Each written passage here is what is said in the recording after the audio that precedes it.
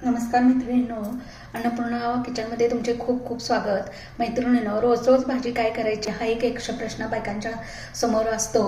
तर एक 2-3 दिवस झालं माझ्या बटाट्याच्या बकेटमध्ये चुकून एकच बटाटा शिल्लक राहिलेला होता आणि त्या एका छोट्या बटाट्याचं काय करायचं हा प्रश्न पडलेला होता. आज आपण अगदी नॉनव्हेजलाही पाठीमागं सारेल अशी खमंग आणि एकदम रुचकर अशी भाजी बनवणार आहोत. तर हा बटाटा मी आज काय केलं, उकडून घेतला आणि त्याला मिक्सरच्या भांड्यावरून थोडंसं पाणी घालून त्या ठिकाणी त्याची अशी बारीक पेस्ट करून घेतलेली आहे. सुरुवातीला या ठिकाणी हे तांदळाचं आणि चणा डाळीचं पीठ जे आहे ते मिक्स करून घेतलेलं आहे. ते याच्यामध्ये 4 चमचे घालत आहे. थोडीशी या ठिकाणी काश्मीरी लाल मिरची पावडर घालत आहे. थोडीशी धनाजिरा पावडर घालत आहे. अगदी चिमूटभर हळद घालत आहे. त्यानंतर याच्यामध्ये मी चवीपुरतं मीठ घालत आहे.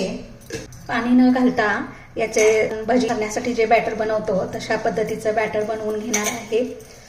हे बॅटर तयार झालेलं आहे.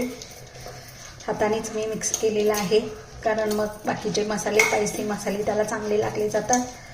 तर इथे बघू शकता अगदी भजी करण्याच्या योग्यतेचं हे बॅटर झालेलं आहे. आता ह्याला 1-2 मिनटं असंच ठेवायचं आहे. इथे गॅसवरती एक पॅन मी गरम करण्यासाठी ठेवलेला आहे.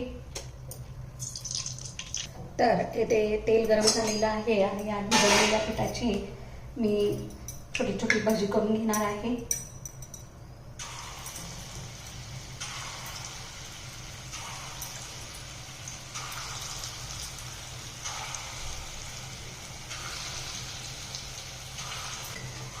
तर इथे तुम्ही बघू शकता या पिठाची आपण अशी छोटी छोटी भजी करून घेतलेली आहे आणि थोडीशी कडक झाल्यानंतर आपण त्याला खाली वर करून घेणार आहे.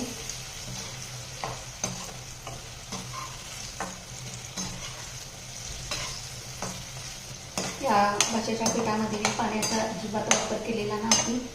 तशी सोनेरी रंगावरती आपली भजी करून तयार झालेली आहे. आता गॅस कमी करून ही भाजी मी एका ताटात काढून घेत आहे. आता थोडंसं मी तेल ठेवलेलं आहे. त्या तेलामध्ये मी एक कांदा बारीक चिरून घेतलेला आहे, तो याच्यामध्ये मी भाजायला घालत आहे.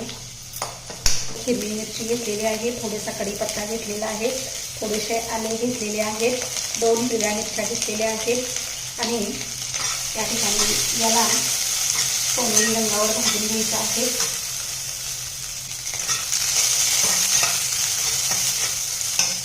इथे मी सुकं खोबरं घेतलेलं आहे, ते मी याच्यामध्ये भाजून घेणार आहे. इथे मी थोडेसे धणे घातलेले आहेत. आता बाकीचे सर्व घटक थंड होईपर्यंत इथे मी मोठा एक टोमॅटो रफली चिरून घेतलेला आहे, त्याची पेस्ट करून घेणार आहे. ते बघू शकता. आता हा जो भाजलेला मसाला आहे तोही आपण यामध्येच घालून बारीक करायचा आहे. आपलं काळं तिखट आहे कांद्या लसणाचं, त्या 1 चमचा ह्यामध्ये मी या मसाल्यामध्येच घालत आहे. त्यानंतर लाल काश्मीरी मिरचीची पावडरसुद्धा 1 चमचा घालत आहे. याची फाईन अशी पेस्ट करून घेणार आहे, कारण हे सर्व मसाले याच्यामध्ये घातले की ते एकजीव होतात आणि त्याची जी चव आहे ती आपलातून अशी येते. मिरची थोडीशी बारीक झालेली नाही. आता मी यामध्ये थोडंसं पाणी घालून पुन्हा फिरवून घेणार आहे. पाणी थोडं जास्तच घालत आहे, कारण मला एकदम बारीक अशी ग्रेव्ही करायची आहे. बघा काय सुंदर असा कलर पण आलेला आहे आणि त्याचं स्ट्रक्चर एकदम बारीक असं झालेलं आहे. त्याच कढईमध्ये मी हा मसाला भाजून घ्यायचा आहे. यामध्ये साधारणतः 1 पळी तेल घालायचं आहे, कारण आपण अगोदरही तेलात मसाला भाजलेला आहे. तेल गरम झाल्यानंतर हा जो पिसलेला मसाला आहे तो यामध्ये घालायचा आहे.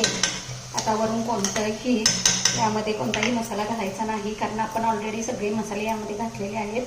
मीडियम गॅसवर या मसाल्याला तेल सुटेपर्यंत भाजून घ्यायचं आहे.